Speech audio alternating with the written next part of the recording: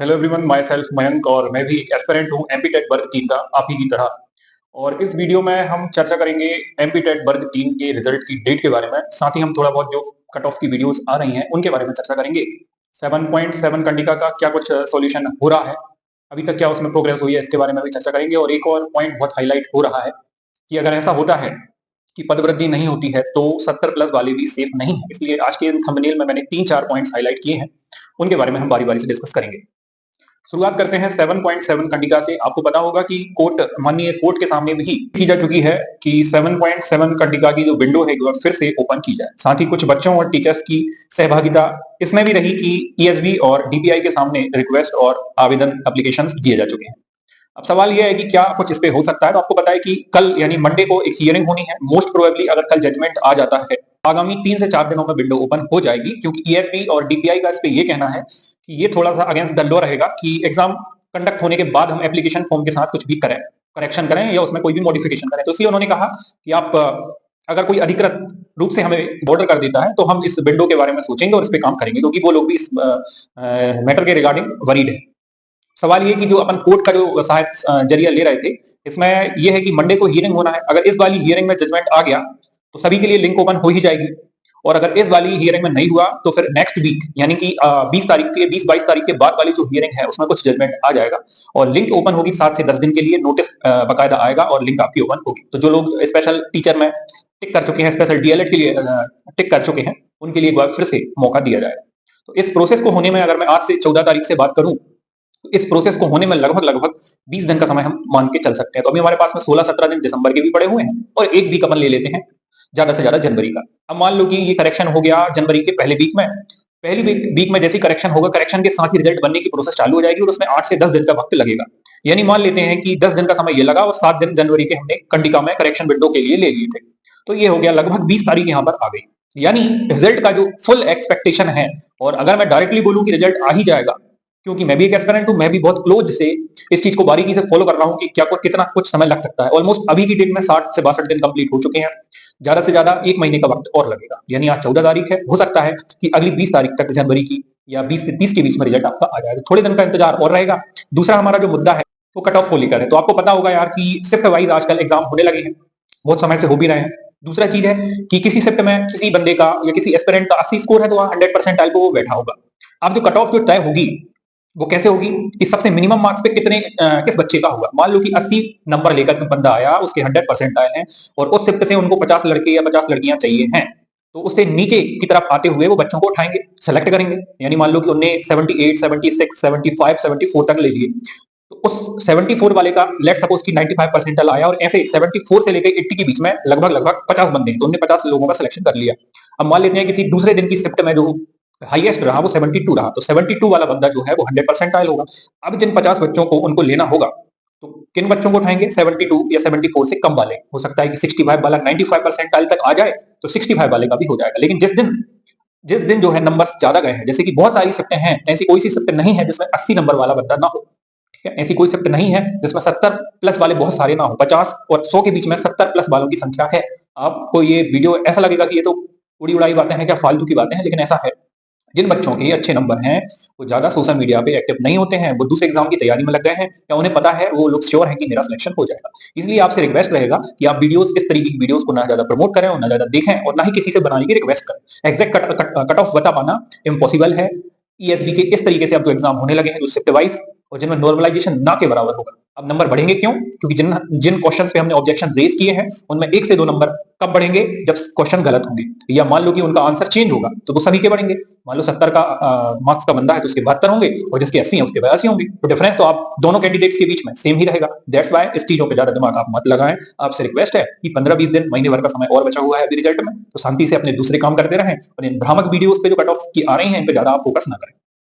दूसरी चीज है कि 1,10,000 बच्चों ने यहाँ एग्जाम दिया है। आपको ये डेटा स्टैटिकली चाहिए है कि कितने लोग अपीयर हुए, कौन सी कैटेगरी में है, तो ईएसबी की ऑफिशियल वेबसाइट पे स्टैटिकल इन्फॉर्मेशन वाले फोल्डर में आपको ये डेटा मिल जाएगा।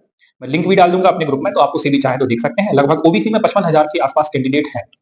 सबसे ज्यादा कंपटीशन ओबीसी के ऊपर है और आपको ये तो पता ही है 50% गेस्ट में जाएंगी सीटें, 50% नॉन गेस्ट में जाएंगी, और उसमें भी अच्छा खासा रिजर्वेशन हमें देखने को मिलेगा। जैसे एससी में होता है, एसटी में होता है, ओबीसी में है, सर्विसमैन के लिए है, हैंडीकैप्ड के लिए, तो ज्यादा सीटें यहाँ पर होंगी नहीं। हालांकि कंपटीशन भी इस बार सबसे कम है, क्योंकि लगभग जो क्वालिफाइड होंगे मेरे हिसाब से, अभी मुझे डेटा नहीं पता कि कितने क्वालिफाइड होंगे। क्वालिफाइड का मतलब वो बच्चे जो कि मेरिट प्लस वेटिंग में आ सकते हैं, ऐसे ज्यादा से ज्यादा 20,000 बच्चे होंगे 13,000 सीटों के ऊपर।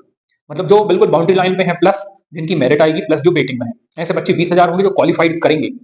क्वालिफाइड का मतलब मैं ये नहीं निकाल रहा हूं यहाँ पे कि उसमें लिखा हुआ है कि 45% आप एग्जाम में नंबर ले आए और आप क्वालिफाइड हो गए, वो ये गाइडलाइन के हिसाब से क्वालिफाइड है। लेकिन मैं क्वालिफाइड उस बात को कह रहा हूं कि जो मेरिट में आ गए या फिर वेटिंग में आ गए या जिनके थोड़े बहुत चांसेस अभी हैं, ऐसे बच्चे 20,000 होंगे तो कंपटीशन 13,000 सीटों पे। वास्तव में जो कंपटीशन रहेगा 1,10,000 में से वो 20,000 बच्चों के अंदर ही रहेगा। इसमें सबसे ज्यादा फायदा जो है वो गेस्ट फैकल्टी को मिलेगा, क्योंकि उनमें कंपटीशन कम है। अगर उनके मान लो कि एवरेज मार्क्स सबके 60, 70 या 50 आए हैं, तो उन्हीं के बीच में स्टूडेंटों का सिलेक्शन होगा। उनमें से भी किसका, जिसके हाईएस्ट है। ऐसा नहीं है कि 50 है, 50 वाला है तो उसको मैं बोल दूं कि भाई तुम्हारा हो ही जाएगा। अगर उस शिफ्ट में 70 वाले ज्यादा है, 60 वाले ज्यादा है, तो उसका हुआ। तो इसमें कोई हम एवरेज कट ऑफ नहीं निकाल सकते। इस चीज को आप ध्यान से समझें और कट ऑफ की वीडियोस पे ज्यादा ध्यान ना दें। अगर आपको स्टैटिकल इन्फॉर्मेशन चाहिए है तो अमित भाई ने सक्सेस क्लासेस पे कुछ डेटा डाला हुआ है, 10, 12, 13,000 स्टूडेंट्स का, तो आप वो देख के आकलन कर सकते हैं। लेकिन एग्जैक्ट वो डेटा ही होगा, उसी तरीके से रिजल्ट आएगा, तो ऐसा कहना थोड़ा सा सही नहीं है। क्योंकि बहुत सारे जो डेडिकेटेड स्टूडेंट हैं, जो जागरूक स्टूडेंट हैं, वो नहीं ले पाते, कई बार भाग पार्टिसिपेट नहीं कर पाते, क्योंकि उनको पता है कि मेरा स्कोर अच्छा खासा है। तो 70 वाले तो बहुत ज्यादा है, 80 वालों का नंबर थोड़ा सा कम है। तो इस तरीके से इस वीडियो में हमने काफी डिटेल चर्चा भी की है। और भी अगर कुछ क्वेरी रहती है तो आप कमेंट बॉक्स में ड्रॉप कर सकते हैं। एक लास्ट जो मैंने डाला हुआ है थंबनेल में कि रिजल्ट कैसे आएगा, तो देखिए डीएलएड सेकंड ईयर का रिजल्ट लाने के लिए हम लोगों ने सबसे ज्यादा प्रयास किया था कि एमपी बोर्ड को इतने सारे कॉल्स किए थे कि वो कन्विंस हो गए थे। मतलब अगर मैं पर्सनली बता रहा हूँ, मैंने भी कई बार कॉल किया, और मेरे साथ के यार दोस्तों ने, इवन जो सेकंड ईयर में जो लोग थे उनने सबने कॉल्स किए, तो उसका रिजल्ट हमको देखने को मिला था।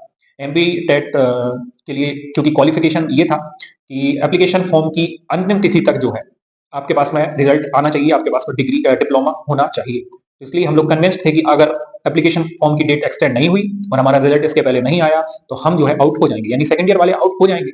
दैट्स वाई ये मुद्दा बहुत फायर में रहा, और दोनों से ही लगातार फोन कॉल हुए, लगातार बच्चों ने कन्विंस किया, लोगों ने उन रीच किया, बातचीत की। तो उन्होंने 15 से 20 दिन, 25 दिन के लिए डेट भी एक्सटेंड की, वर्ग 3 फाइनल एग्जाम की, एज वेल एज उन्होंने रिजल्ट भी पहले डिक्लेयर कर दिया। तो इस तरीके से सेकंड ईयर वाले बच्चे सेफ हो गए। यानी इसका कहने का मतलब इसमें पता है कि किस चीज का ज्यादा इफेक्ट दिखा, इम्पैक्ट किस चीज का हुआ, आपके फोन कॉल्स का। देखो ट्विटर कैंपेन आप चलाओगे या फिर आप यूट्यूब से वीडियो बनाओगे तो उनकी रीच एक लिमिटेड समय पीरियड के लिए होगी।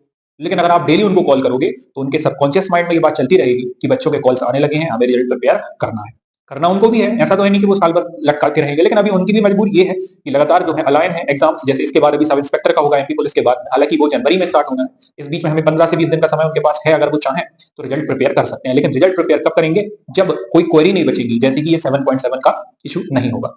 अब सवाल ये कि किसको कॉल करें, तो आप ईएसबी को कॉल कर सकते हैं। उनके कंट्रोलर के, डायरेक्टर के, सबके नंबर आपको वेबसाइट पे मिल जाएंगे। मैं अपने इस डिस्क्रिप्शन में भी नंबर उनके डाल दूंगा, तो आप डेली उनको कॉल करें। अगर दिन में 5-10 कॉल भी करते हैं इतने सारे स्टूडेंट्स में से, तो उनके दिमाग में ये चीज चलती रहेगी, उनको जवाब देना ही होगा कि हम रिजल्ट कब तक देंगे। अभी तो वो जवाब नहीं देंगे, मैंने कॉल किया था तो उनका कहना यह था कि अभी इस पे कोई चर्चा नहीं है, इस पे हम कुछ कह नहीं सकते। मैंने कहा सर फिर भी एक डेट, जनवरी, फरवरी, मार्च मैंने अपनी तरफ से बोल दिया, अप्रैल भी बोल दिया था। उन्होंने कहा नहीं, हम अभी इस पे कोई काम हो ही नहीं रहा है, यानी आपका एग्जाम हुआ और ये वाला चैप्टर उन्होंने क्लोज करके रख दिया, तो इस पे अभी कोई चर्चा भी उनकी नहीं है। दैट्स वाई उन्होंने कुछ बोला नहीं। लेकिन जब आप लगातार कॉल करोगे तो इसका बहुत इंपैक्ट होगा, देख लेना आप। मेरी ये बात आप मान सकते हैं, मैं भी करूंगा, आप लोग भी करिए।